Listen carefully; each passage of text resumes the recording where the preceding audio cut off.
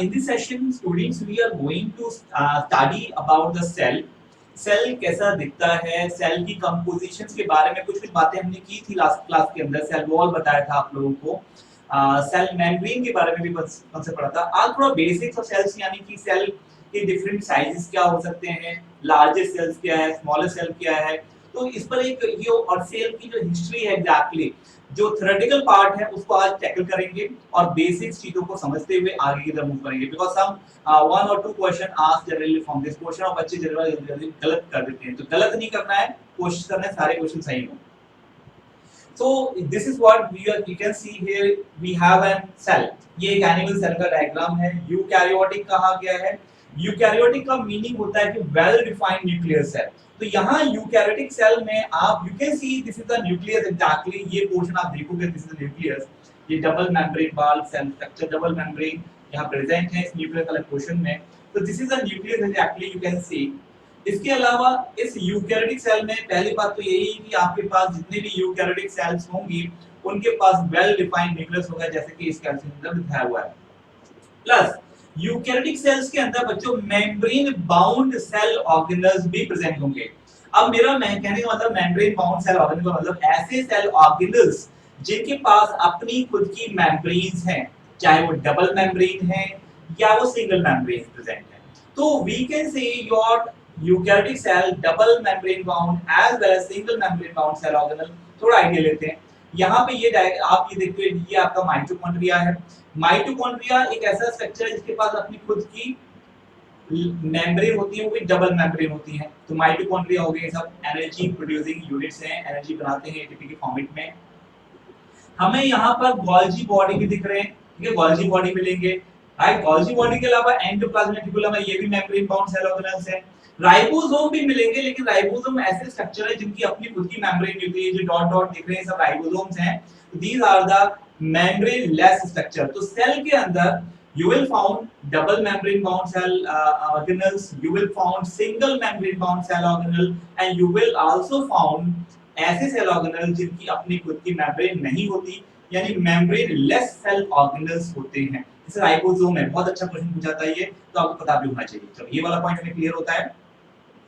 अब हम थोड़ा सा सेल के बारे में आपको थोड़ा व्यू डेवलप कर रहे हैं इस सेशन के अंदर कि सेल्स कैसे दिखती हैं. तो ये अभी देखा हमने prokaryotic cell. Now moving to the next point. ये है आपकी कैसी. अभी हमने यूकैरियोटिक सेल देखा, वेल डिफाइंड न्यूक्लियस वाली यूकैरियोटिक सेल. बैक्टीरियल सेल का डायग्राम आपने बहुत अच्छे देखा होगा. लेकिन यहाँ आपको मैं एक प्लांट सेल दिखा रहा हूँ. तो प्लांट सेल ये एक प्लांट सेल है like this. This is a whole plant cell. यहाँ दूसरी है, ये तीसरी है. ऐसे सो मेनी प्लांट सेल्स हैं और ये दोनों प्लांट सेल्स आप देखते हो, ये वाला प्लांट सेल और ये वाला प्लांट सेल, बीच में मिडिल लैमेला है यानी सीमेंटिंग सब्सटेंस है जो इस प्लांट सेल और इस प्लांट सेल को ज्वाइन किए हुए है. राइट, सेल वॉल प्रेजेंट है, बिल्कुल सेल वॉल प्रेजेंट है. Primary cell wall, secondary cell wall और टर्शियरी सेल वॉल नहीं हो सकती क्योंकि वो जिम्नोस्पर्म्स की ट्रैकीज में मिलता है और कहीं नहीं मिल रहा. तो ओनली प्राइमरी एंड सेकेंडरी की बात करें S1 S2 S3 मिलेगा जो कि इस वाले रीजन में आपको मिल जाएगा. तो सेल मेम्ब्रेन होगी. अब इस सेल के अंदर, प्लांट सेल के अंदर बीच में अलग-अलग आपको कुछ नहीं दिख रहा है, खाली है मेजर में. तो मेजर पोर्शन में आप देख रहे हो यहाँ पर लार्ज एरिया है जो एकदम खाली सा होता है. Measure this is the central vacuole. और आपको पेरीफेरी में, ये देखो पेरीफेरी में साइटोप्लाज्म है मेजरली और वो भी मूव कर रहा है. इस तरह से देखो, दिस इज अ मूवमेंट हो रही है साइटोप्लाज्म की. इस तरह से सेल के अंदर साइटोप्लाज्म सर्कुलर मैनर में मूव कर रहा है. तो जब साइटोप्लाज्म सर्कुलर मैनर में सेल के अंदर मूव कर रहा है, this condition is called cyclosis. तो आपको ये वर्ड भी याद रखना है कि साइक्लोसिस होता क्या है. तो cyclosis is a circular movement of the cytoplasm. Cytoplasm a circular manner में मूव कर रहा है, दैट इज कॉल्ड साइक्लोसिस.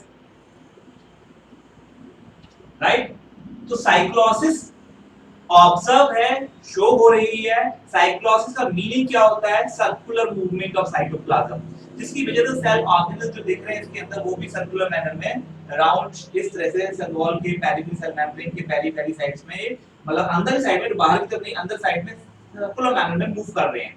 तो this is all about this. अभी थोड़ा सा और देखते हैं. चलो एक डायग्राम और देखते हैं. तो अभी यहाँ पर हमने क्या सीखा? यहाँ पे हमने प्लांट सेल को थोड़ा देखा एग्जैक्टली. फिर हमने यहाँ पर एक चीज समझ ली कि साइक्लोसिस वर्ड क्या होता है. साइक्लोसिस साइक्लोसिस आपको यूकैरियोटिक सेल में मिल रहा है, साथ साथ प्रोकैरियोटिक सेल के अंदर भी मिलता है। प्रोकैरियोटिक सेल्स के अंदर यानी बैक्टीरियल सेल्स हैं, उनमें भी साइक्लोसिस ऑब्जर्व होता है, क्योंकि वहां पर भी साइटोप्लाज्म सर्कुलर मैनर में इस तरह से रोटेट कर रहा होता है, जैसे यहाँ भी रोटेट कर रहा है। चलो good good. Now moving to this structure, ये स्लाइड देखेंगे आप, यहाँ पे समझते हैं थोड़ा सा एक और पॉइंट। ये आपका ऐसा स्ट्रक्चर दिख रहा है, कुछ है तो वेल डिफाइंड स्ट्रक्चर है, और ये है paramecium. This is your paramecium. Paramecium में आप देखते हो इधर से पकड़ो इधर भाग रहा है, मतलब ये मूवमेंट शो कर रहा है एग्जैक्टली। तो पैरामीशियम भी एक यूकैरियोटिक सेल है। तो मैंने आपको यहाँ पर प्रोकैरियोटिक सेल तो आपने देखी, लेकिन यूकैरियोटिक सेल के एग्जांपल मैंने यहाँ पे अच्छे से दिखाए हैं कि ये पैरामीशियम है, सिंगल सेल स्ट्रक्चर है। एनिमल सेल को हमने देखा, फिर हमने प्लांट सेल को देखा, तो एक आइडिया हमें सेल कैसी होती है, क्या होता है स्ट्रक्चर। अब इस पैरामीशियम की बात करें तो पैरामीशियम के अंदर भी सेल ऑर्गेनल है, यहाँ भी न्यूक्लियस मिलेगा, इसमें कॉन्ट्रैक्टाइल वैक्यूल है, इसमें इस तरह के और जो सेल मेम्ब्रेन बाउंड स्ट्रक्चर बने, लेकिन एग्जैक्टली बहुत ज्यादा स्ट्रक्चर जो है कॉम्प्लेक्स वाले नहीं मिलेंगे, लेकिन फिर भी यहाँ वेल डिफाइंड न्यूक्लियस है, राइबोसोम्स हैं, ये सारे स्ट्रक्चर यहाँ मिल जाएंगे।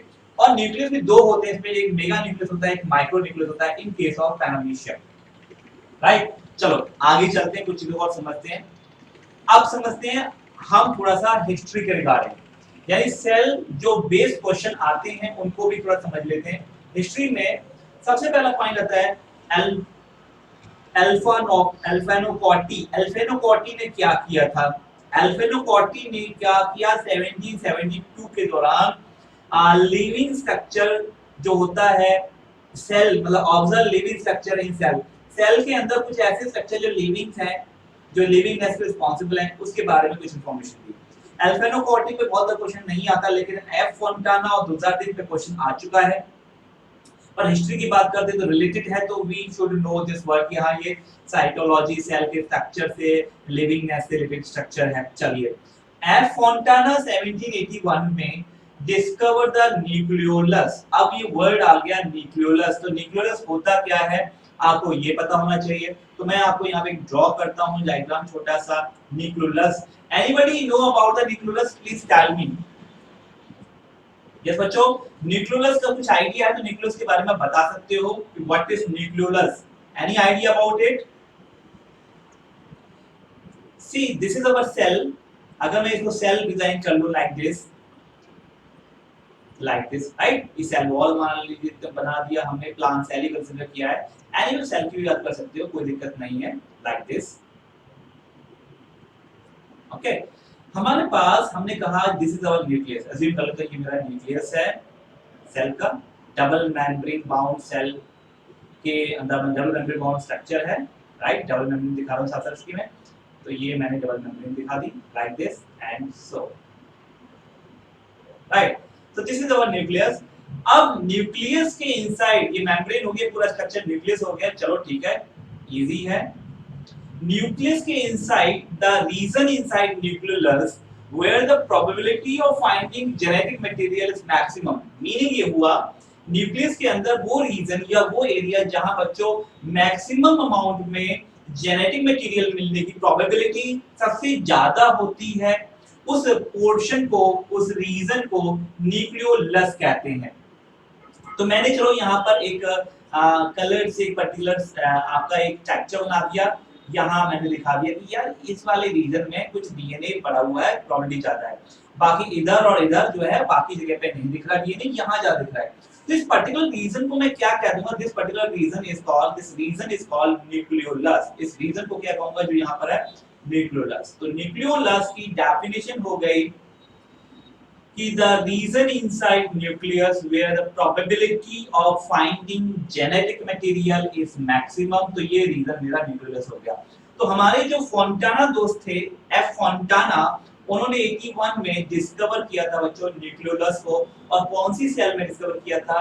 स्किन सेल्स होती है ना ईल की, ईल एक तरह का वाटर के अंदर मिलने वाला, इलेक्ट्रिक ईल से कहते हैं, इलेक्ट्रिसिटी प्रोड्यूस करने वाला, आपने देखा होगा, उसकी स्किन को स्टडी किया था, वहां पर उन्होंने ये न्यूक्लियोलस को फाउंड किया। चलिए, सेकंड, एफ दुजार्डिन 1835 में दुजार्डिन ने name living matter contain in a cell as a sarcode. जो सार्कोड वर्ड है ये लिविंग मैटर को कहा जाता है। सेल के अंदर जो लिविंग, मान लीजिए सेल है, सेल के अंदर जो लिविंग कंटेंट है, सेल वॉल तो आप जानते हैं आउटर मोस्ट वॉल है, डेड बाउंड्री है, लेकिन अंदर की तरफ कुछ लिविंग कैरेक्टर्स हैं, लिविंग चीजें हैं। तो दुजार्डिन ने क्या कहा कि ये जो लिविंग कंटेंट है inside cell that is known as sarcode. तो सार्कोड वर्ड लिविंग कंटेंट के लिए इनसाइड सेल दिया था दुजार्डिन ने। पुरकेंजी आए 1839 में, 35 के बाद। उन्होंने कहा भाई आपका जो टर्म प्रोटोप्लाज्म है, आज जब आप यूज करते हो काफी वर्ड प्रोटोप्लाज्म, सर कल भी बात की थी हमने, प्रोटोप्लाज्म की बात की थी।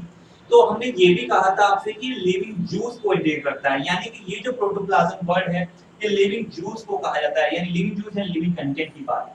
सार्कोड ने भी लिविंग मैटर की बात करी थी, लेकिन उन्होंने वर्ड इस लिविंग कंटेंट के लिए सार्कोड कहा। पुरकेंजी ने वर्ड यूज किया था प्रोटोप्लाज्म, ठीक है। और ये वर्ड जो प्रोटोप्लाज्म वर्ड है इसको सपोर्ट किया था वॉन मॉडल ने 1838-46 के दौरान। तो आज की डेट में जो लिविंग कंटेंट के लिए वर्ड यूज करते हैं वो प्रोटोप्लाज्म ही यूज करते हैं रेदर देन सार्कोड, क्योंकि इसके सपोर्टर काफी ज्यादा थे। पर दोनों ही का मीनिंग आपको माइंड में रखना है। दुजार्डिन ने वर्ड सार्कोड यूज किया, पुरकेंजी ने वर्ड प्रोटोप्लाज्म यूज किया। ये आपका कंटेंट है, नॉलेज वाइज आपको याद रखना है। यहाँ पर फिर मैंने एक सेल दिया आपके लिए, थोड़ा सा और एक्सप्लेन कर लेते हैं, चीजों को समझ लेते हैं। ये आप देखते हो, ये this is your outer boundary हो गई, सेल वॉल है। ये इस सेल के लिए हो गया और ये इस सेल के लिए, दोनों सेल के बीच में यहाँ देखते हो ये ब्लैक वाली लाइन दिख रही हो, मिडिल लैमेला हो गई है। चलो क्या हो गया, मिडिल लैमेला हो गया इस तरह से, दो सेल का बीच का पोर्शन, और इसको प्लांट सीमेंट कहते हैं। और अकल आपने ये भी पढ़ा था, इसकी कंपोजिशन मैंने बताई थी आपको, क्या थी कंपोजिशन? यस यस, क्या थी कंपोजिशन बच्चों मिडिल लैमेला की या प्लांट सीमेंट को अगर हम कहें तो? पैक्टिक सब्सटेंसेस, यानी कि पैक्टेट। कौन सा pectate? Magnesium pectate. Yes, calcium pectate and magnesium pectate, बिल्कुल राइट। अच्छा ये बताओ कौन सा ज्यादा है, कैल्शियम पैक्टेट ज्यादा है इस मिडिल लैमेला में, प्लांट सीमेंट में, या मैग्नीशियम पैक्टेट ज्यादा है? Magnesium pectate. ना ना ना, ध्यान रखना, कैल्शियम पैक्टेट ज्यादा है। याद रखना, अपना नोट्स लिखना, नोट में लिखा होगा आपने, आप साथ साथ एक शॉर्ट नोट बनाते रहा करो कि यस सर कि कैल्शियम पैक्टेट इज मोर, वहां मैंने लिखा था, मैंने कहा था स्नैपशॉट ले लोगे तो ज्यादा अच्छा रहेगा, बाद में रिवाइज करने के लिए मोबाइल के अंदर भी रिवाइज कर सकते हो स्नैपशॉट। तो वहां लिखा था हमने इस कंटेंट पर, calcium pectate is more as compare to magnesium pectate. तो कैल्शियम पैक्टेट ज्यादा है, मैग्नीशियम पैक्टेट कम है। चलिए पैक्टेट सबसे समझ आ गया। अंदर देखा तो देखा या ये यहाँ देखो, ये है आपका न्यूक्लियस, ये न्यूक्लियस है, और ये वाला एंडोप्लाज्मिक रेटिकुलम है पार पार, क्योंकि हम जानते हैं जहां न्यूक्लियस मिलता है, न्यूक्लियस की आउटर वॉल जो होती है, दो मेम्ब्रेन है, आउटर मेम्ब्रेन जो होती है न्यूक्लियस की, वो बाहर से रेस्ट्रिक्टेड करके फोल्ड कर एंडोप्लाज्मिक रेटिकुलम बनाते हैं। तो आपको पता होना चाहिए, बताएंगे आगे पढ़ेंगे हम लोग, बेसिकल्स देख रहे हैं तो। Endoplasmic reticulum are generally present near nuclear membrane या nuclear membrane से attached है, because it is the exfolding, बाहर से फोल्ड करता हुआ that membrane of nuclear membrane and form your endoplasmic reticulum। तो मीनिंग हुआ एंडोप्लाज्मिक रेटिकुलम आपके न्यूक्लियर मेम्ब्रेन के बाहर की तरफ साथ में मिलेगा, क्योंकि बाहर की जो मेम्ब्रेन है इसकी न्यूक्लियर मेम्ब्रेन वो आपका बाहर एक्सपेजिनेट कर फोल्ड बना लेती है, that is called endoplasmic reticulum. अब इस एंडोप्लाज्मिक रेटिकुलम के ऊपर अगर राइबोसोम प्रेजेंट है तो ऐसे एंडोप्लाज्मिक रेटिकुलम को हम लोग कहेंगे रफ एंडोप्लाज्मिक रेटिकुलम। लेकिन राइबोसोम अगर एब्सेंट है, स्मूथ पड़ा हुआ है एंडोप्लाज्मिक, एकदम गाड़ी लेके चलो उसके ऊपर, स्कूटर चलाओ, बाइक चलाओ, स्कूटी चलाओ एंडोप्लाज्मिक के ऊपर, तो वो एकदम स्मूथ मिलेगा, कोई ट्रैफिक नहीं, कोई स्पीड ब्रेकर नहीं है, तो स्मूथ अपीयरेंस है, नो राइबोसोम एट ऑल, तो हमने स्मूथ एंडोप्लाज्मिक रेटिकुलम, राइट। सी अब कुछ राइबोसोम भाई फ्री भी पड़े हो सकते हैं साइटोप्लाज्म के अंदर, जो फ्री राइबोसोम कहते हैं। चलिए ठीक है, अब ये क्या देखो, यहाँ पर आपको ये आपका प्लांट सेल की क्लोरोप्लास्ट दिख रहा है, क्लोरोप्लास्ट है अंदर के अंदर, यहाँ पर आप देखो ग्रेना वगैरह दिख रहे हैं, ये क्लोरोप्लास्ट हो गया। ये बड़ा सा वैक्यूल दिख रहा है, ये देखो इतना बड़ा एरिया, ये वैक्यूल दिखा दिया, सेंट्रल वैक्यूल है, राइट। फिर इधर की तरफ कुछ स्ट्रक्चर पड़े हुए हैं, इधर कुछ स्ट्रक्चर, इधर गोल्गी बॉडी पड़ा हुआ है, माइटोकॉन्ड्रिया पड़ा हुआ है, और कुछ गोल्गी बॉडी यहाँ भी पड़े हुए हैं। तो इस तरह से ये आपकी प्लांट सेल्स हो गई, राइट। Easy cool. चलो आगे देखते हैं, अब हम कंटेंट की तरफ चलते हैं वापस, और हम स्टडी करेंगे सेल थ्योरी को। एक एक वर्ड को समझना जरूरी है। जितने भी आपकी बुक्स हैं उनके एक एक वर्ड को आप अच्छे से समझ लोगे और लर्न कर लोगे तो आपके लिए बहुत बहुत बेटर रहेगा, चीज़ों को समझना आसान रहेगा, याद करना आसान रहेगा। तो एक एक टर्म इंपॉर्टेंट होता है, आपका बेसिक फाउंडेशन तैयार हो रहा है, आगे जाके इसी फाउंडेशन के क्वेश्चन जो कंटेंट होंगे आपको आगे बढ़ने में हेल्प करेंगे सभी चीज़ों को। चलिए सी सेल थ्योरी की बात करते हैं। कल थोड़ी थोड़ी बात की थी, लेकिन आज हम कंटेक्चुअल यानी कंटेंट बेस पे काम करेंगे। 1838 में मैथियस स्केलेटन, पूरा नाम था मैथियस स्केलेटन, राइट? ये कौन थे? ये एक जर्मन बॉटनिस्ट थे, यानी कि बॉटनी का काम करते, बॉटनी मतलब प्लांट स्टडी करते थे ये। तो स्केलेटन, मैथियस स्केलेटन एक बॉटनिस्ट थे, यानी प्लांट को स्टडी करते थे। उन्होंने एग्जामिन किया large number of plant cells को, बहुत सारे प्लांट सेल उन्होंने ऑब्जर्व करे, प्लांट ऑब्जर्व किए, and finally they come into conclusion yes different kind of cells that form a tissue, यानी प्लांट में बहुत तरह की सेल्स हैं जो टिश्यू फॉर्म करती हैं। यानी हम ये कहा गया कि एग्जैक्टली टिश्यू जो बना हुआ है, टिश्यू इज फॉर्म ऑफ, किसका बना हुआ टिश्यू? योर सेल्स का, वो प्लांट सेल्स हैं। यानी प्लांट में जो टिश्यूज हैं डिफरेंट, वो सेल से बने हुए हैं, तो इसको सेल थ्योरी कहा गया है। लेकिन ये साइंटिस्ट उन्होंने प्लांट पे काम किया था, शेल्डन बैटमनी बॉटनिस्ट थे। इसी टाइम पीरियड के दौरान साथ ही साथ क्या हुआ था, एक और साइंटिस्ट थे, इन्होंने काम किया था एनिमल सेल्स के ऊपर। किस पर काम किया था? एनिमल सेल्स के ऊपर। तो इनका नाम था 1839 में इन्होंने किया था थियोडोर श्वान, राइट? टी श्वान भी कहते हैं इसको, थियोडोर को पूरा लेते हैं, टी लिख देते हैं, डॉट श्वान कर देते हैं। ये एक जर्मन जूलॉजिस्ट थे। जूलॉजिस्ट का मतलब होता है एनिमल की स्टडी करने वाले लोगों को जूलॉजिस्ट कहते हैं, एक्सपर्ट होते हैं, साइंटिस्ट होते हैं। इन्होंने डिफरेंट टाइप की एनिमल सेल को स्टडी किया और अल्टीमेटली ये भी एक कंक्लूजन में पहुंचे और इन्होंने कहा कि यार यस, सेल्स जो टिश्यूज हैं वो भी सेल से बने होते हैं, लाइक दिस प्लांट की तरह वैसे एनिमल में भी सेल्स हैं।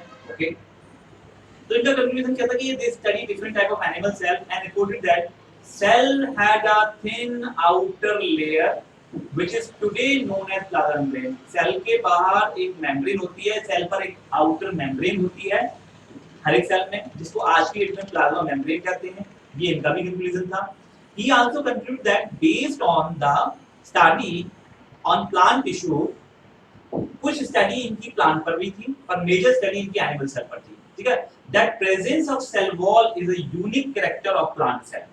कहते हैं कि यार प्लांट सेल में सेल मेम्ब्रेन के अलावा एक और बाउंड्री है जिसको हम सेल वॉल कहते हैं, जो एक यूनिक कैरेक्टरिस्टिक है प्लांट सेल के लिए। यानी सेल वॉल अगर आप देखना चाहो तो एनिमल सेल में नहीं दिखेगी। कहां नहीं दिखेगी? एनिमल सेल में नहीं दिखेगी। क्यों?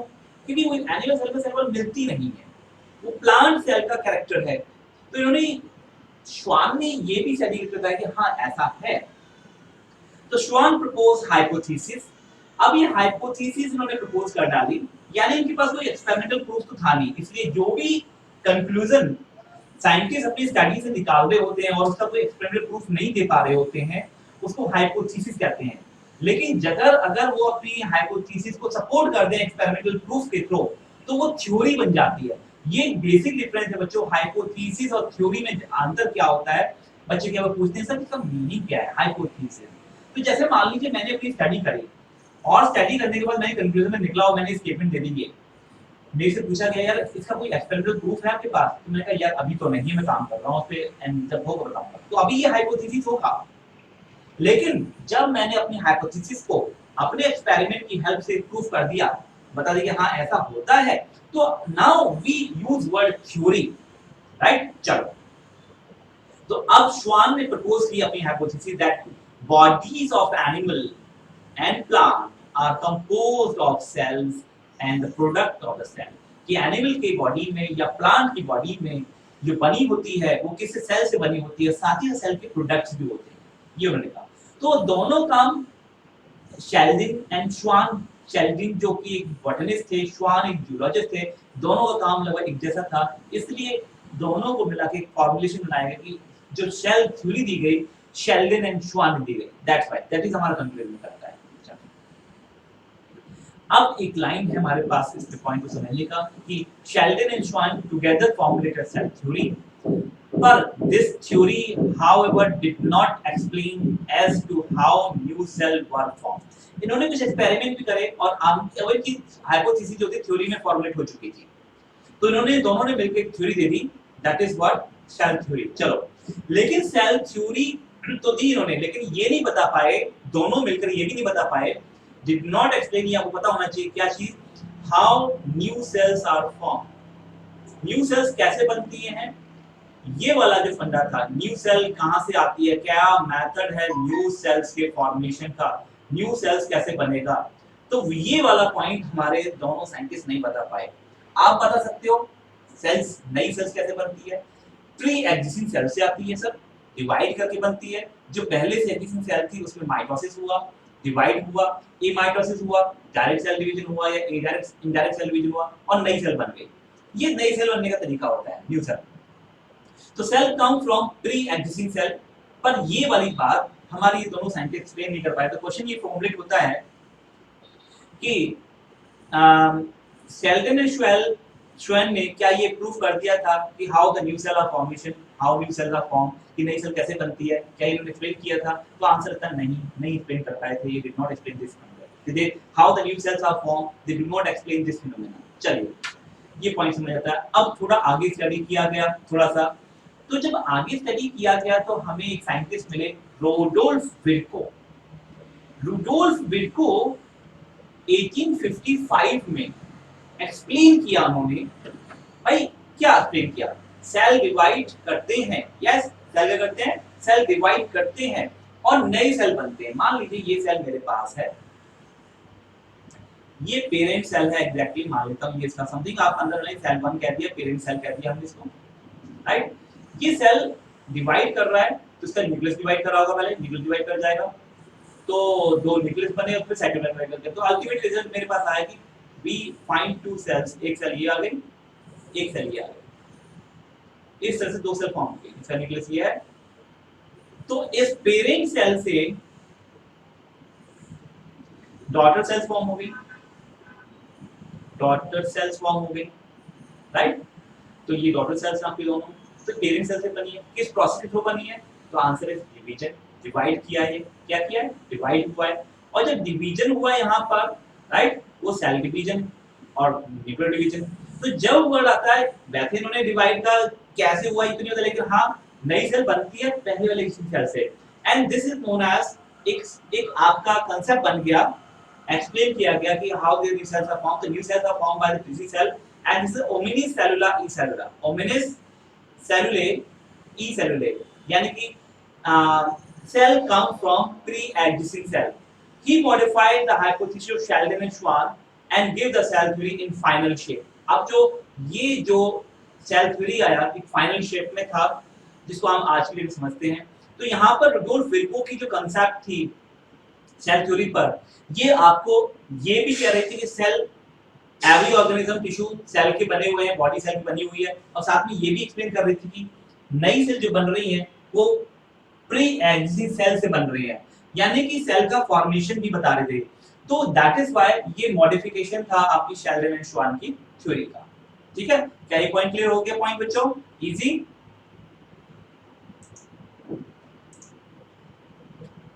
नाउ देखो आप कुछ पॉइंट सेम के, पहला पॉइंट क्या था, all living organisms compose of cell and cell product. ये जो नई थ्योरी है आपकी, न्यू मॉडिफाइड वर्जन है ना, मॉडिफाइड वर्जन को किसका मॉडिफाइड वर्जन, रुडोल्फ विर्को ने जो दिया था सेल को थ्योरी को एक्सप्लेन करते हुए, उसकी पहली स्टेटमेंट थी ऑल लिविंग ऑर्गेनिज्म, जितने भी लिविंग ऑर्गेनिजम्स हैं they are composed of cell and cell product. ये वाली बात तो शेल्डन भी श्वान भी कह चुके थे। चलो दूसरी बात, all cells are arise from pre existing cells, जितनी भी सेल्स आती हैं बनती हैं वो प्री एग्जिस्टिंग सेल से बनती हैं। ये एक नया फंडा था, न्यू पॉइंट था आपके रुडोल्फ विर्को की modified version of theory, cell theory में। थर्ड पॉइंट क्या था, activities of an organisms are the outcome of sum total of activities and interaction of its constituent, meaning हमारा जो ऑर्गेनिज्म है उसका जो एक्टिविटी परफॉर्म कर रहा है, मान लीजिए मैं एक ऑर्गेनिज्म, मेरी एक्टिविटी आप देख रहे हो, एग्जांपल मेरी एक्टिविटी के मैं यहाँ से मूव कर रहा हूँ, यहाँ जा रहा हूँ और यहाँ से मूव करके यहाँ जा रहा हूँ, मेरे हैंड चल रहे हैं, मेरे बात माउथ स्पीक कर रहा है एंड आईज मूवमेंट हो रही है एनीवेयर। तो this is activity of this organism से human being. So this activity is due to which due to the individual cell। मेरे पास जो hands के पास cells हैं वो एक्टिविटी कर रहे हैं, मेरी bone cells हैं ओस्टियोसाइट वो एक्टिविटी कर रही हैं, माउथ में जो मसल cells हैं वो एक्टिविटी कर रही हैं। All these cells जिससे मेरी ऑर्गेनिज्म बना हुआ है वो सारी cells जो हैं एक्टिविटी कर रही हैं and due to these activity of individual cell इस ऑर्गेनिज्म की एक्टिविटी शो हो रही है। तो थर्ड स्टेटमेंट जो थी वो इसका मीनिंग यही निकला, activity of an organism are outcome of the sum total activities and interaction of constituent cells। इसके cells की खुद की एक्टिविटी उनके आपस में इंटरेक्शन से जो रिजल्टेंट आया एक ऑर्गेनिज्म की एक्टिविटी का रिजल्ट आया। तो मेरे ख्याल से ये जो रुडोल्फ विर्को का modified version of cell theory था उसके तीनों पॉइंट आप लोग समझ चुके होंगे। अब इसमें कोई डाउट का पॉइंट नहीं रहेगा, अगर फिर भी रहता है तो प्लीज आस्क राइट नाउ ताकि हम अभी टू वे कम्युनिकेशन कर इस नीट वीकेंड क्लासेस पर आपका एक कंफर्मेशन क्लियर कर दें। ठीक है, यस बच्चों, एनी डाउट यहां तक समझ आया है? Easy, cool? Yes, sir. Okay, good good. चलो नाउ अब मैं कुछ बात करूंगा आप लोगों के साथ ऑब्जेक्शंस के रिगार्डिंग, है ना। देखो ऐसा कुछ भी नहीं होता यार कि कोई किसी ने बंदे ने कहा और सबने मान लिया, यानी कुछ तो ऐसी चीजें होती हैं जो हमेशा ऑब्जेक्शंस क्रिएट करते हैं।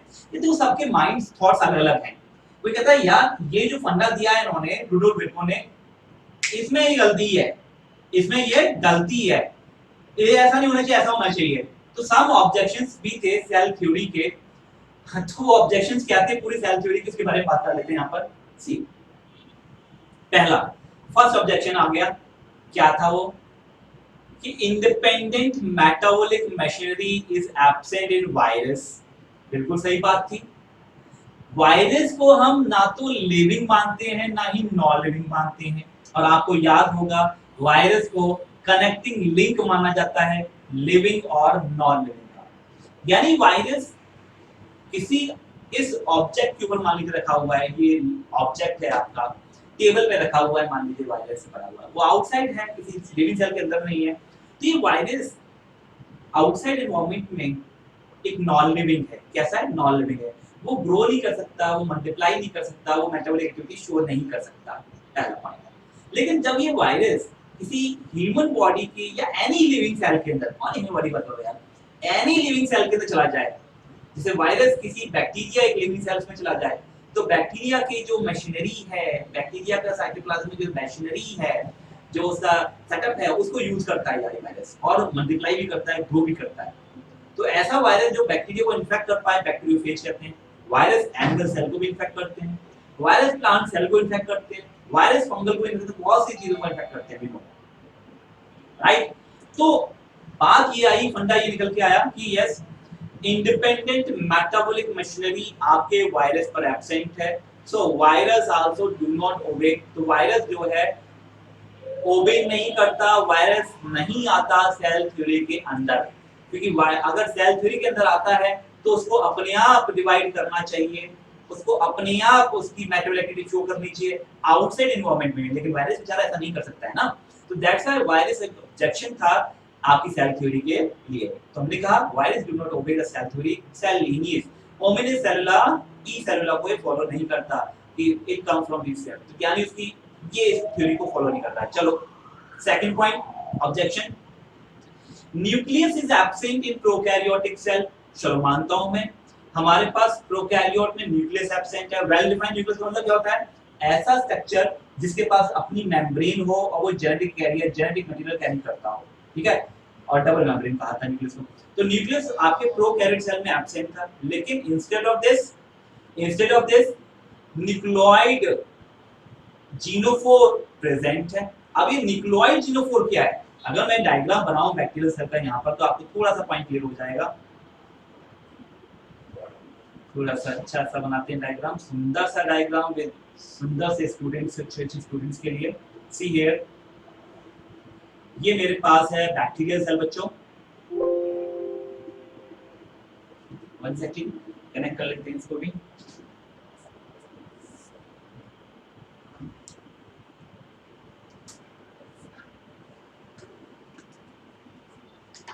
see, this is your bacterial cell.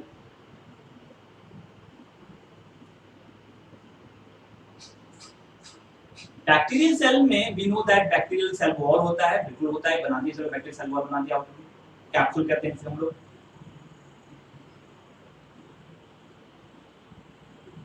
Done. अब इसके पास हम बाकी स्ट्रक्चर नहीं बना रहे हैं, हम खाली जीनोफोर की बात करना चाहते हैं।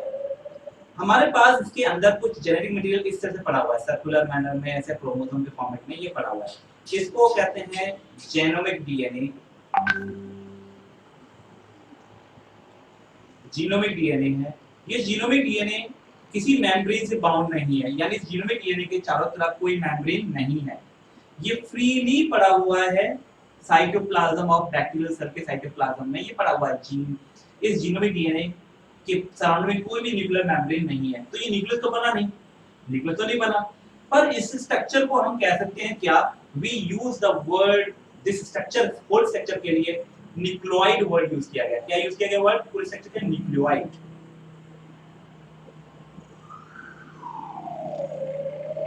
राइट, क्या? न्यूक्लियोइड। और हमने इसके लिए और वर्ड यूज किया गया, हम इसको जीनोफोर भी कहा गया है, जीनोफोर। तो जीनोफोर क्वेश्चन ये आता है कि जीनोफोर होता कहां है, कहां मिलता है? आपका आंसर होना चाहिए प्रोकैरियोटिक सेल यानी कि बैक्टीरियल सेल में जीनोफोर मिलता है। इसको हम न्यूक्लियोइड भी कहते हैं, न्यूक्लियोइड कह सकते हैं। तो ये लेकिन जितनी भी यूकैरियोटिक सेल थी उनमें वेल डिफाइंड न्यूक्लियस प्रेजेंट था जो मेटाबॉलिक एक्टिविटी कंट्रोल करने के लिए रिस्पांसिबल था। लेकिन ऐसा स्ट्रक्चर, वेल डिफाइंड न्यूक्लियस आपके पास इस स्ट्रक्चर में नहीं मिलता। थर्ड पॉइंट ये था इस थ्योरी के ऑब्जेक्शन को करते हुए, there are living cells that do not possess nuclei, ठीक है, न्यूक्लियाई नहीं था। Example mammalian erythrocyte.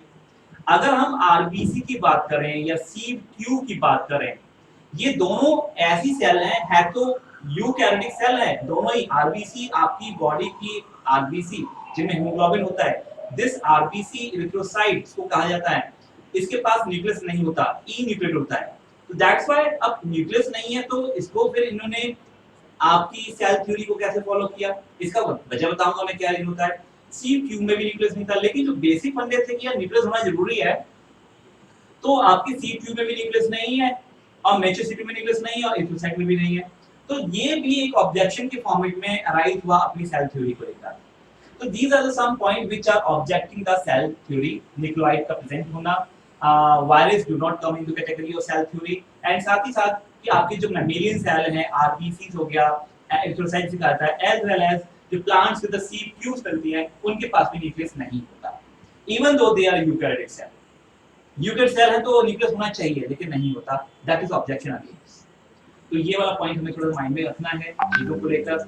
चलिए, तो अब कुछ पॉइंट मेरे को और समझ आते हैं क्या, कि डिपेंडिंग अपॉन द, अगर हम आगे थोड़ा स्टडी करें और ये चीज देखिए, depending upon the presence absence of membrane cell organelle can be classified. जो मैं बात कर रहा था आपसे वो वाला पॉइंट डिस्कस कर रहा हूं कि आपके जो सेल ऑर्गेनल्स हैं, आपके जो सेल ऑर्गेनल्स हैं सेल के अंदर, उन पे मेम्ब्रेन प्रेजेंट है या नहीं है, मेम्ब्रेन एक है या दो है। दो है तो double membrane bound cell organelle हो गए, अगर एक मेम्ब्रेन है और ऑर्गेनल में सिंगल मेम्ब्रेन बाउंड, अगर मेम्ब्रेन है ही नहीं तो हम कहेंगे मेम्ब्रेन लेस सेल ऑर्गेनल है।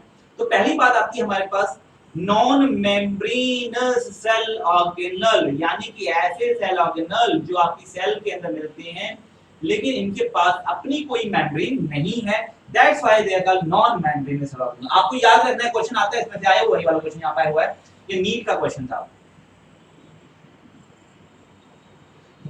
Example of non membrane bound cell organelles, तो आपको याद है यहां पर राइबोसोम।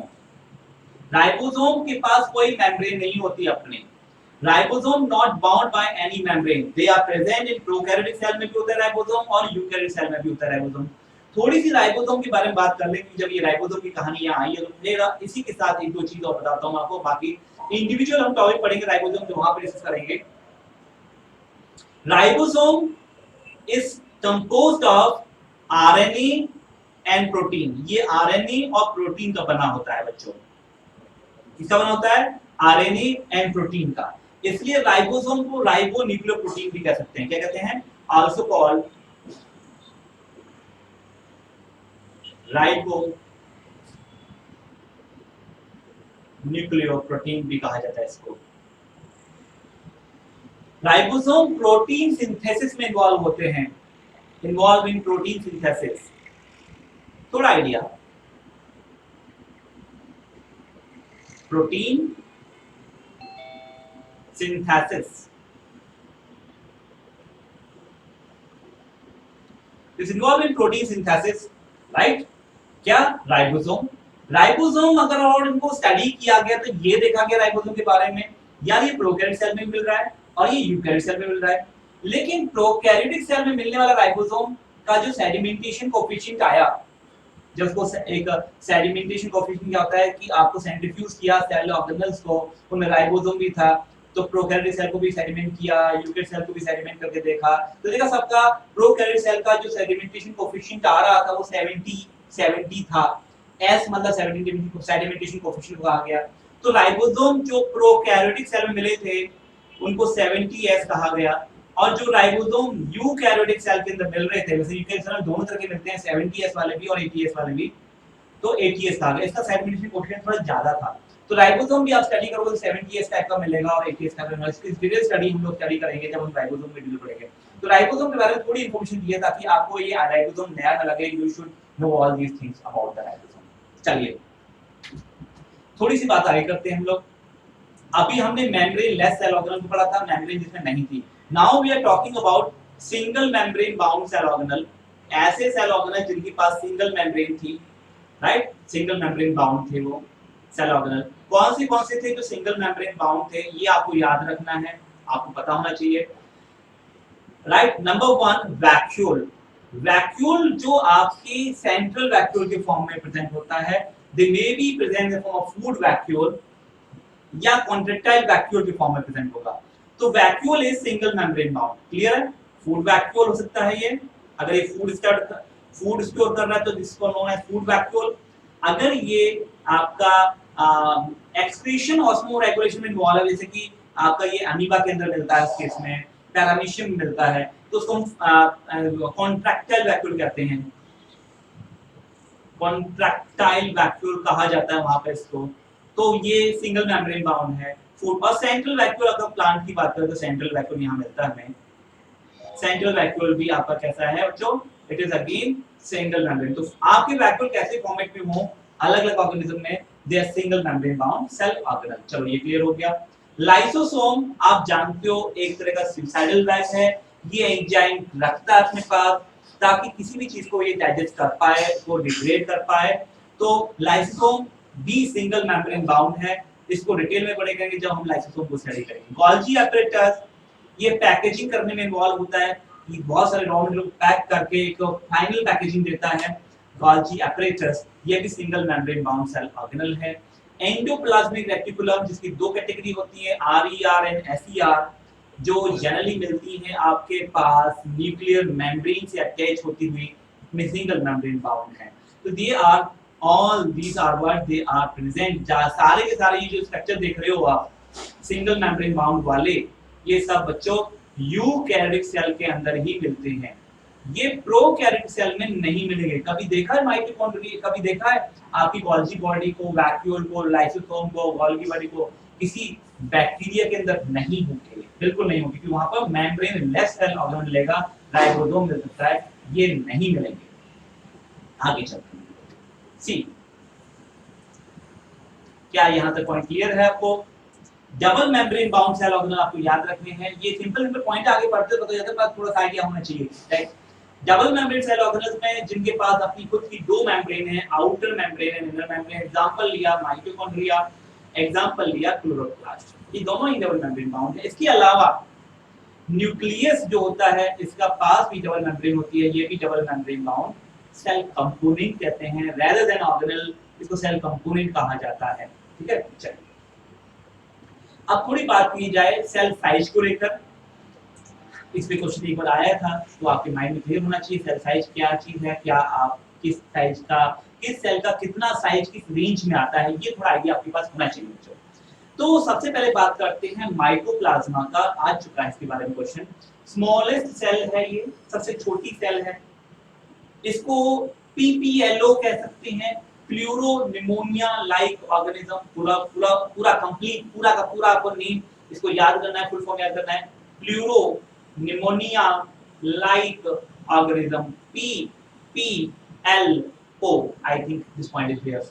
साइज कितना होता है माइक्रोप्लाज्मा का, तो आपको थोड़ा ये रहना चाहिए, लगभग लगभग 0.3 माइक्रोन मीटर बच्चों। आपको पता है 1 micron metre, this is symbol of micron, ये जो सिंबल बनाया गया है दिस सिंबल ऑफ माइक्रोन, मैंने भी खुद बनाया, this symbol of micron. 1 micron metre is equal to 10 की पावर -6 मीटर के इक्वल होता है बच्चों, बहुत छोटा होता है माइक्रोन।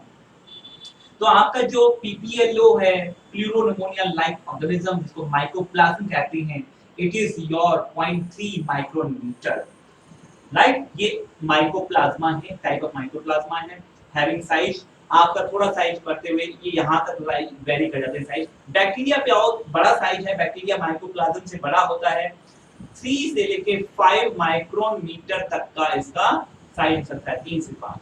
और आपके माइकोप्लाज्मा 0.3, 0.2, 0.1।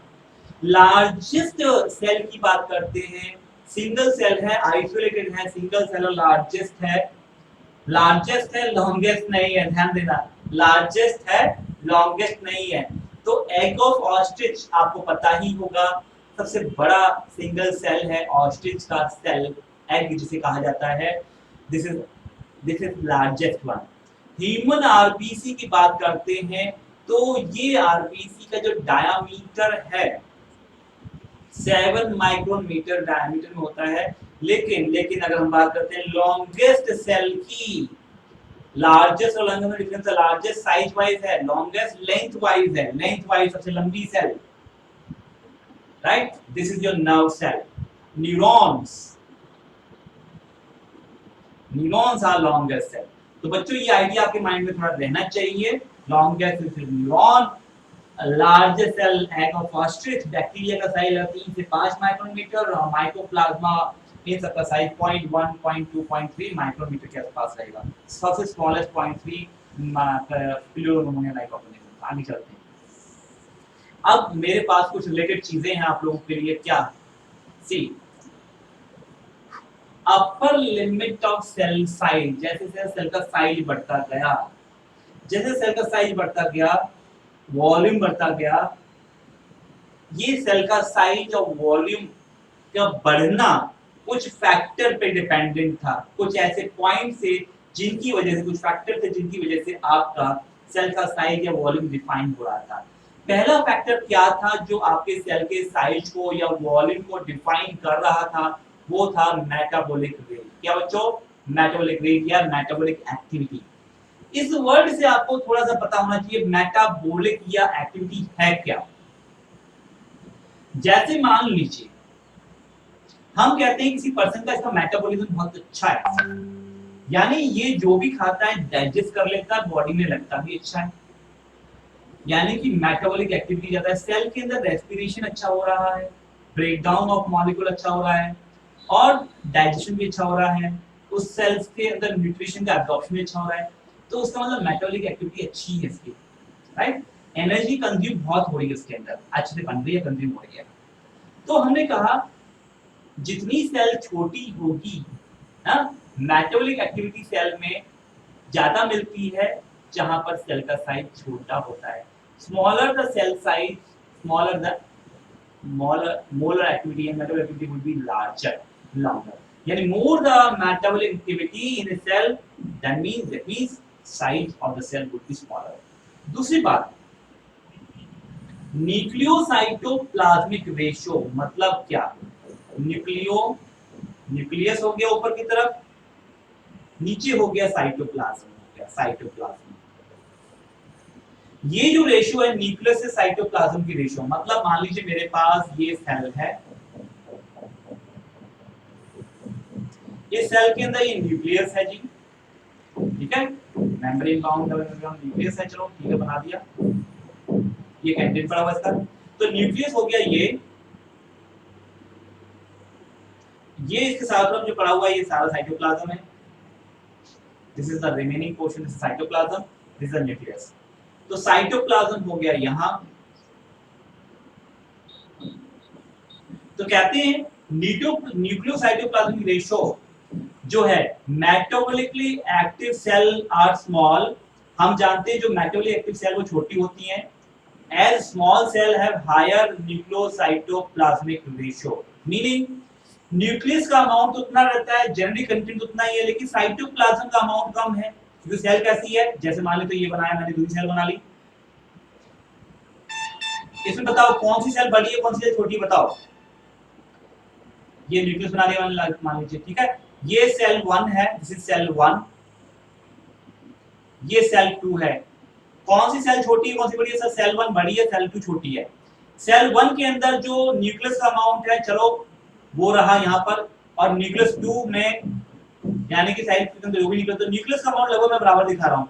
यहाँ छोटी सेल के अंदर साइटोप्लाज्म कम होगा क्योंकि सेल का साइज छोटा है, साइटोप्लाज्म कम है। तो न्यूक्लियस टू साइटोप्लाज्म रेशियो अगर हम बात करें, जैसे न्यूक्लियस का अमाउंट मान लीजिए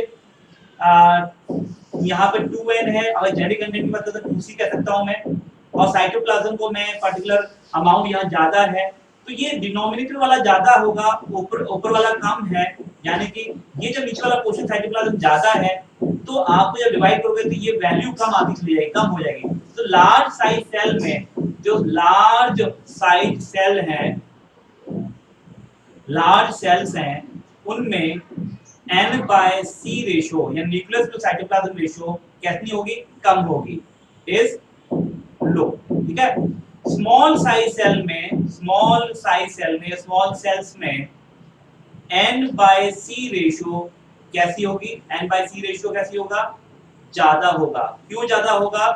क्यों, देखो ना छोटी सेल है, न्यूक्लियस तो उतना है जितना यहाँ पर है, लेकिन जो साइटोप्लाज्म है, साइटोप्लाज्म बहुत कम है। तो जो डिनोमिनेटर को ऊपर वाले को मान लीजिए, ऊपर वाला वैल्यू मान लीजिए दोनों के लिए 8 था, नीचे वाला वैल्यू यहाँ पर मान लीजिए आपके पास इसमें 4 है, और इस वाली में आपका जो है 2 ही है ना, छोटी वाले के लिए 2 ही अमाउंट, मैं कंपेयर कर रहा हूँ खाली। तो यहाँ पर 4 पे डिवाइड को तो वैल्यू कम आ गई है, इस पे डिवाइड को वैल्यू ज्यादा आ रहा है, यानी कि यहाँ पे आपका साइटोप्लाज्म कम होने की वजह से न्यूक्लियस का अमाउंट उतना ही होने की वजह से जो ratio I nucleus to cytoplasm ratio छोटी सेल में वो ज्यादा आई, और जो बड़ी सेल के अंदर न्यूक्लियस टू साइटोप्लाज्म रेशियो कम आई। तो ये भी है कि अगर इस सेल का न्यूक्लियोसाइटोप्लाज्मिक रेशियो ज्यादा है, यानी स्मॉल सेल होगी वो, और इसका न्यूक्लियोसाइटोप्लाज्मिक रेशियो कम है, वो एक छोटी सेल होगी, वो बड़ी सेल होगी उसके इसमें, और जानते हो उसके रीजंस क्या हैं, राइट। बेसिकली साइटोप्लाज्म का अमाउंट ज्यादा होने की वजह से, और वो मेटाबॉलिक एक्टिविटी, अगर मान लीजिए हमारा न्यूक्लियस अमाउंट सेम है, साइटोप्लाज्म बड़ा है, ये राजा है जो कंट्रोल करता है पूरी प्रजा को, अगर प्रजा जो है बहुत ज्यादा है, बहुत फैला हुआ है, तो ये राजा इसको कंट्रोल करने में बहुत मुश्किल होगा, ठीक है। इसका कंट्रोल इन सेल्स के ऊपर, इन कंटेंट के ऊपर कम होगा एज कंपेयर, किसी कंपैरिजन में, इसकी कंपैरिजन में।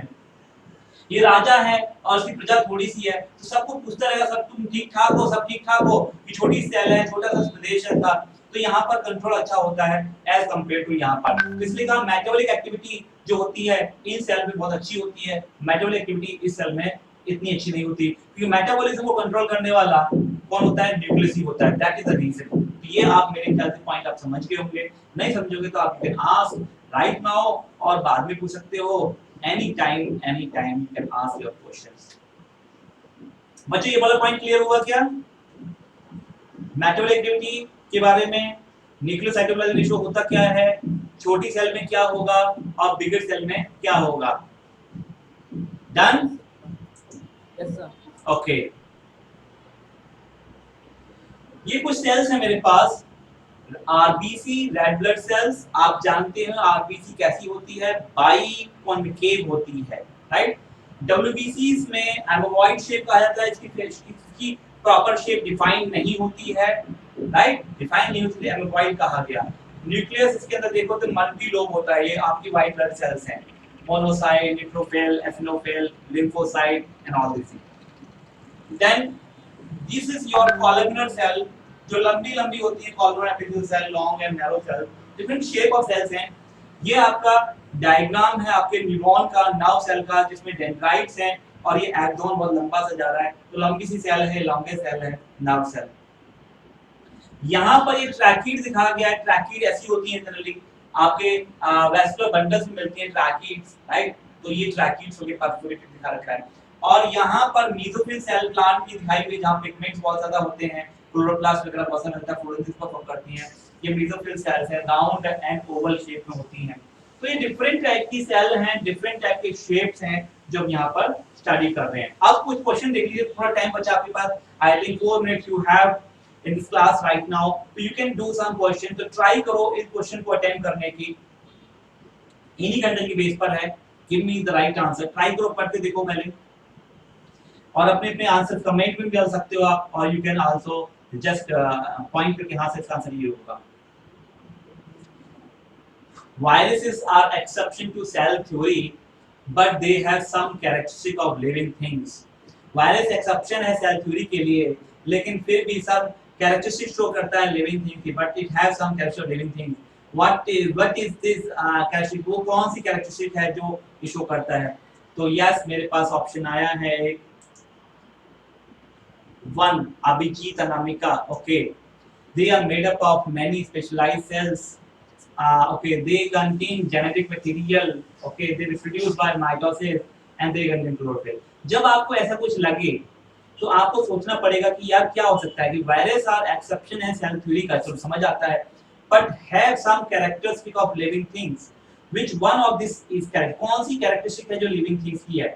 तो सबसे पहली बात, क्या वायरस के पास क्लोरोफिल होता है? तो आपका आंसर होता है सर क्लोरोफिल तो बिल्कुल नहीं होता, तो आप इस वाले पॉइंट को अपने आंसर को हटा दिया, ये तो आंसर बिल्कुल नहीं होगा। चलो, दे रिप्रोड्यूस बाय माइटोसिस, क्या वो माइटोसिस करता है? माइटोसिस का मतलब होता है आपके पास सेल के फिर में प्रोफेज आएगा, जब माइटोसिस होगा, मेटाफेज आएगा, राइट? मेटाफेज आएगा, एनाफेज आएगा, टीलोफेज आएगा, लेकिन ऐसी स्टेजेस आपके वायरस के डिवीजन में तो होती नहीं है, नो ऐसा कंडीशन, तो ये आपका गलत हो गया। अब देखो सेकंड पे आओ, they contain genetic material, they contain genetic material. अब वायरस को देखो, वायरस कैसा होता है, चलो देख लेते हैं। ये मेरे पास वायरस है, वायरस का जो बाहर वाला कवरिंग होती है इसको कोट प्रोटीन कहते हैं। क्या कहते हैं? कोट प्रोटीन कहा जाता है।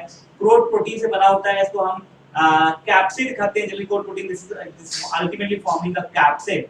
तो capsid is made up of coat protein which is outermost covering, जो आउटरमोस्ट कवरिंग हो गई।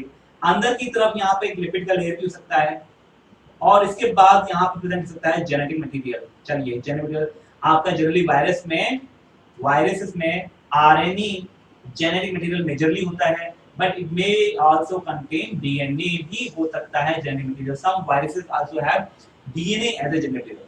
अब जेनेटिक मटेरियल का प्रेजेंस होना एक लिविंग सेल की इंपॉर्टेंट कैरेक्टरिस्टिक्स है, क्योंकि बैक्टीरिया में लिविंग सेल यानी बैक्टीरिया के पास न्यूक्लियस नहीं है लेकिन जेनेटिक मटेरियल है, राइट?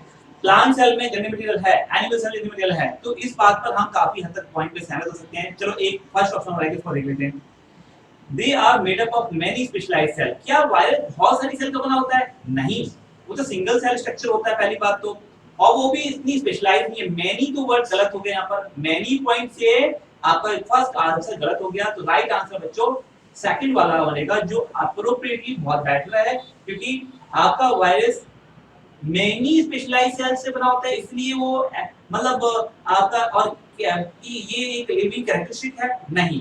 स्पेशलाइज्ड सेल्स का होना ना होना ऐसा कोई रिलेशन, हाँ जी जेनेटिक मटेरियल होता है स्पेस पर, हम वायरस को जेनेटिक मटेरियल होने की वजह से इसको लिविंग में कंसीडर कर सकते हैं, लेकिन ये आपकी खुद की मशीनरी नहीं होती है, तो ये अपने आप को डिवाइड नहीं कर सकता, उसको किसी और लिविंग सेल की मशीनरी चाहिए। जब भी ये वायरस आपका किसी लिविंग सेल में चला जाता है, चाहे ह्यूमन सेल है, चाहे प्लांट सेल है, चाहे बैक्टीरियल सेल है, तब उस मशीनरी को यूज करके अपना रिप्रोडक्शन प्रोसेस करता है, बिकॉज़ के जेनेटिक मटेरियल खुद का अपना है। तो second option would be right. चलिए नेक्स्ट क्वेश्चन देखिए, ट्राई दिस क्वेश्चन बच्चों। एनीवे सही है, ठीक है। Which of the following is a prokaryote? इनमें से कौन सा प्रोकैरियोट है? Try your answer and give me your answer in your comment box, comment section में डालो जल्दी से। डायरेक्ट भी पूछ सकते हो, कोई वर्ड आपको लगता है कॉम्प्लिकेटेड पूछ सकते हो, कोई दिक्कत नहीं बच्चों। ठीक है, तो which one of the following is prokaryote, कौन सा इनमें प्रोकैरियोट है? आप सब जानते हैं प्रोकैरियोट का मतलब होता है ऐसे ऑर्गेनिज्म जो कि वेल डिफाइंड न्यूक्लियस नहीं होता, do not have well defined nucleus, prokaryote primitive type of cell। Eukaryote में वेल डिफाइंड न्यूक्लियस होता है। तो इनमें देखो कौन कौन सा है। अब देखो आपका आंसर मेरे पास आ गया है बिल्कुल। अब देखना which one of following is prokaryote, prokaryote है कौन सा यूकैरियोट है। तो सबसे पहले देखो स्टार्ट करते हैं, चलो एगैरिकस से लेते हैं। एगैरिकस कौन है, राइट? एगैरिकस, एग्रिकस जो एग्रिकस की एल्गी वगैरह में, इन सब में आता है, मशरूम वगैरह में, ये यूकैरियोटिक सेल है। ये कैसी है? यूकैरियोटिक सेल है। और हमें निकालना प्रोकैरियोट, आंसर नहीं हुआ। दूसरा ग्रीन एल्गी, ग्रीन एल्गी तो एल्गी साफ सा लिखा है। ग्रीन एल्गी के पास क्या होता है? कारा जिसे कहते हैं, वेल डिफाइंड न्यूक्लियस होता है, वेल डिफाइंड न्यूक्लियस होता है। तो which of the following is prokaryote, कौन सा प्रोकैरियोट है? तो ये तो यूकैरियोट हो गया, ये भी यूकैरियोट हो गया क्योंकि इसके पास भी न्यूक्लियस है। थर्ड आ जाओ बैक्टीरियोफेज। ये बैक्टीरियोफेज तो आपका वायरस होता है ना, वायरस which attack बैक्टीरिया। ऐसा वायरस जो बैक्टीरिया को अटैक करे उसको हम बैक्टीरियोफेज कहते हैं। लेकिन ये ना तो हम वायरस को प्रोकैरियोट मानते हैं ना यूकैरियोट। तो हाँ, ये तो वायरस अलग कैटेगरी है, तो हमें तो प्रोकैरियोट चाहिए, प्रोकैरियोट की कैटेगरी नहीं पता। साल्मोनेला यहां पर चलते हैं, तो ये बैक्टीरिया है आपका। साल्मोनेला टाइफीम्यूरियम ये बैक्टीरिया है। साल्मोनेला क्या है? बैक्टीरिया है। और बैक्टीरिया एक प्रोकैरियोट है। बैक्टीरिया क्या बच्चों? प्रोकैरियोट है। तो राइट आंसर अब आपको answer would be your second would be the right answer in this case. कोई बात नहीं है, एनीवे गुड अटेम्प्ट कर रहे हो, ये बड़ी बात है। चलिए next point, who propose cell theory. अब इसका आंसर गलत मत करना, सभी आंसर सही देना है, कोई गलती नहीं होनी चाहिए, किसी का भी गलती नहीं होना चाहिए। और बाकी स्टूडेंट भी सभी डालो यार, सभी करो ट्राई। शेल थ्योरी बिल्कुल राइट है, एकदम सही है अभिजीत अनामिका का, बिल्कुल सही दिया आपने राइट आंसर। ठीक है, तो आपका cell theory given by Schleiden and Schwann, ठीक है, बिल्कुल राइट आंसर है।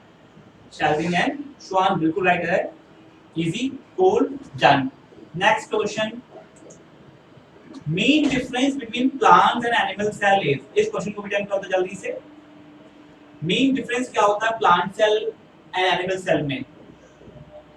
फर्स्ट ऑप्शन दिया है animal cell lack cell wall. Second option plant cell has no cell wall. Answer मेरे पास आ जाए जल्दी जल्दी। Animal cell has rigid cell wall, plant cell lack cell membrane. तो आंसर क्या दोगे? बिल्कुल राइट है आपका answer, first is the right difference. Main difference, animal cell में सेल वॉल नहीं होता, प्लांट सेल में सेल वॉल होता है। तो फर्स्ट ऑप्शन आपका सही है। सेकंड ऑप्शन गलत क्यों है? कि plant cell has no cell wall, नहीं, प्लांट सेल में सेल वॉल होता है, तो ये ऑप्शन गलत हो गया। Animal cell has rigid cell wall, बिल्कुल गलत बात है, एनिमल सेल में सेल वॉल होती ही नहीं है, ये भी ऑप्शन गलत हो गया। Plant cell lack cell membrane, plant cell पर सेल मेम्ब्रेन नहीं होती, ये भी ऑप्शन गलत है। राइट ऑप्शन आपका 1 है। ये हो गया हमारा। तो आज हमने ये वाले क्वेश्चंस किए हैं, कंप्लीट किए क्वेश्चन, ठीक है। तो इतना याद कर लेना, इतना रिवाइज कर लेना अच्छे से, है ना। आपको जो मैंने कंटेंट दिया उसको आज करना, क्योंकि उसमें से काफी क्वेश्चन मैंने आज करा दिया आपको। कुछ सेल वॉल वाला क्वेश्चन हमने पहले कर चुके हैं, ठीक है। आज हिस्ट्री वाला क्वेश्चन कर लिया है, तो इसको बेस क्वेश्चन ट्राई करना और कंटेंट को लेकर। तो जितना ज्यादा रीड करोगे, स्टडी करोगे, उतने ज्यादा डाउट्स आएंगे, पूछोगे, आगे मूव करोगे। तो आपका बेसिक है कि बेसिक पढ़ाते जाओ और आगे तक क्वेश्चन करते जाओ, ठीक है। एनी द डाउट बच्चों? Any the doubt? No sir. Okay, तो हम आज सेशन को ब्रेक करते हैं, कल फिर मिलेंगे नेक्स्ट क्लास में, सेम टाइम पर, सेम सेशन में। See you in the next class, till then keep preparing, bye bye. Thank you sir. Bye बच्चों।